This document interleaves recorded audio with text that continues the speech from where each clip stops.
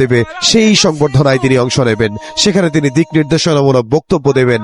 এই বক্তব্য দেবেন এবং বিএনপির যিনি চেয়ারপারসন রয়েছেন তার মা বেগম খালেদা জিয়া, তিনি রাজধানীর এভারকেয়ার হসপিটালে ভর্তি রয়েছেন মাসখানেকেরও বেশি। সেখানে তিনি যাবেন তার মায়ের খোঁজ খবর নেয়ার জন্য। এবং বিএনপির ভারপ্রাপ্ত চেয়ারম্যান জনাব তারেক রহমান, তার মা বিএনপি চেয়ারপারসন বেগম খালেদা জিয়া, তিনি যদি সুস্থ থাকতেন তিনিও আজকে হযরত শাহজালাল আন্তর্জাতিক বিমানবন্দরে তার ছেলেকে স্বাগত জানাতে, তার ছেলেকে অভিনন্দন জানাতে, তার ছেলেকে গ্রহণ করার জন্য তিনি সেখানে যেতেন। কিন্তু তিনি দীর্ঘদিন অসুস্থ, দীর্ঘদিন তিনি রাজধানীর এভারকেয়ার হসপিটালে ভর্তি আছেন। বিএনপির ভারপ্রাপ্ত চেয়ারম্যান জনাব তারেক রহমান, তিনি শুরুতেই যাবেন তৃণমূলের কাছে, তিনি শুরুতেই যাবেন মানুষের কাছে।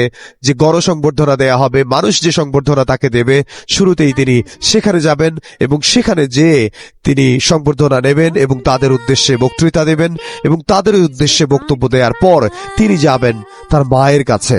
তার মা রাজধানীর এভারকেয়ার হসপিটালে চিকিৎসাধীন রয়েছেন।